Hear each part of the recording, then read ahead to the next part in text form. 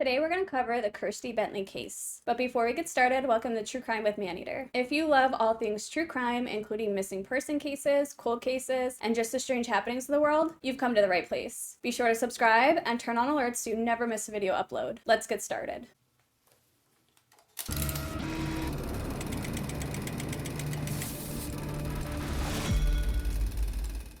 In 1998, Kirsty Bentley was living in Ashburton, New Zealand with her family. Her family consisted of her mother, father, and her brother John. The people that knew Kirsty would describe her as well-rounded and giggly. She loved drama studies and poetry and choir and the Backstreet Boys. Her mother would describe her as vibrant and honest and just a compassionate teenager. And Kirsty really was just a typical teenager. She loved to spend time with her friends and her boyfriend. She was creative, she was happy. She just had all things going for her. That would all change on December 31st, 1998. At around 10:30 a.m. that day, Kirsty would meet some friends at the library before having lunch and doing some shopping. But she would later arrive home at around 2:30 that day. Kirsty's mother, Jill, said that she had to go to work around 9:30 a.m., but she talked to her daughter before that. And her daughter, Kirsty, was super excited to tell her all about her new boyfriend. And Jill would say it was just a typical morning. Kirsty was in high spirits, she was excited, she was in love. She was a typical 15-year-old who was planning her 16th birthday pool party. Apparently, Kirsty's new boyfriend was coming over later that night to have dinner and spend the night. And although her parents were really not fond of the relationship becoming physical so quickly, they really couldn't do much about it. And of course, Kirsty's father kind of continually argued with his daughter over this, but she was very strong-willed and very opinionated, and so they had to just basically come to terms with it. Kirsty had a 19-year-old brother named John. John had recently started a job over the holidays to make some extra money, so he was at work that day doing berry picking. John had been 2 years into his bachelor's degree. I believe he was doing a bachelor's of science degree. And John was quite different from his sister. He was more introverted and quiet, and he really kept to himself. He liked to hang out in his room and listen to music. He had recently dyed his long blonde hair to black. He told his family that he didn't want to look like a member of the Hanson group. And for those of you that don't know, that is a boy band that was popular in the 90s. And John, as I said, was very introverted. He just really kept to himself, and he was quiet, but he was really intelligent. And he was working hard in college, and obviously over the holidays, he was working really hard at his job to make some extra cash. But him and his sister didn't always get along. Recently, he felt like Kirsty had been acting out and wasn't listening to their parents, and this kind of bothered him. Apparently, there's some speculation that Kirsty and John didn't get along because John was really intelligent and he was kind of the smart one of the family, and so there was some conflict between the two. I know that many articles noted kind of this conflict between siblings, but it really is quite natural to have some jealousy over your siblings, and it is completely natural to be fighting with your siblings. You're stuck in a house together, you're different ages, especially John and Kirsty. She's 15, he's 19. There is a bit of an age gap there, so he's obviously a bit more mature than her. So Kirsty's brother John had actually arrived home around noon that day, and nobody was home. His father apparently went to run some errands, Kirsty had still been out, and his mom was still at work. At around 1 p.m. that day, Kirsty's boyfriend called to talk to her, but she wasn't home yet, so John just wrote down a message and left it for Kirsty for when she arrived home. When Kirsty came home that day around 2:30, John said, "Hey, your boyfriend called, here's the message," and then he went back to his room to watch TV. And then, according to phone records, Kirsty did actually make a phone call to her boyfriend around 2:38, so shortly after she arrived home, but he didn't answer. So she left her boyfriend a message and was like, "Hey, call me back." Then she grabbed her dog's leash and her dog, and she went on a walk. John would say that a little while later, he came out of his room and he noticed that his sister and their dog Abby were gone. And since they were both gone, he just assumed that obviously Kirsty had taken the dog on a walk. And that wasn't unusual. Kirsty did take her dog on a walk quite often, and apparently Kirsty would take Abby and they would walk along the river, which was quite a common thing, so nobody really felt like anything was up at that point. Eventually, Kirsty's boyfriend would call the house again around 4:30 p.m., and this actually started to worry John. He realized that his sister hadn't been home yet, and this is almost 2 hours now since she left the house with the family dog. Eventually, John and Kirsty's mother, Jill, would arrive home, and so John goes to her and he's like, "Hey,